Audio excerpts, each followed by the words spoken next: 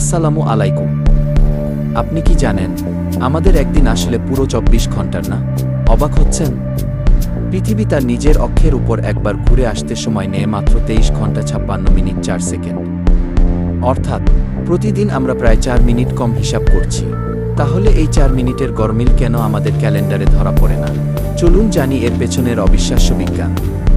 বিজ্ঞানের ভাষায় একে বলা হয় সাইডরিয়াল ডে বা সোলার ডে। পৃথিবী যখন নিজের অক্ষে একবার ঘোরে তখন ২৩ ঘন্টা ৫৬ মিনিট ৪ সেকেন্ড পার হয়।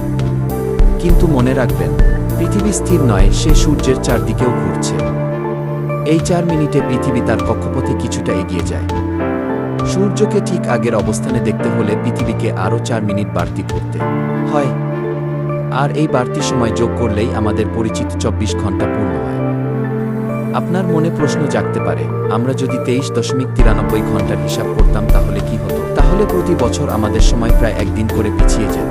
ঋতু পরিবর্তন উল্টোপাল্টা হয়ে যেত। এই জটিলতা এড়াতেই মানুষ প্রাচীনকাল থেকে সূর্যের অবস্থানের উপর ভিত্তি করে ২৪ ঘন্টার গড় হিসাব বের করেছে। একেই আমরা বলি সোলার টাইম বা সৌর সময়।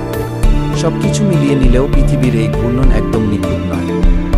তাই প্রতি ৪ বছর পর পর আমরা ফেব্রুয়ারি মাসে একটি দিন বাড়িয়ে দেই, যাকে আমরা বলি লিপ ইয়ার। এভাবেই মহাবিশ্বের জটিল গণিতকে আমরা সহজ ২৪ ঘন্টায় বেঁধে ফেলেছি। বিজ্ঞানের এমন সব অদ্ভুত রহস্য জানতে সাবস্ক্রাইব করুন এই সায়েন্টিস্ট।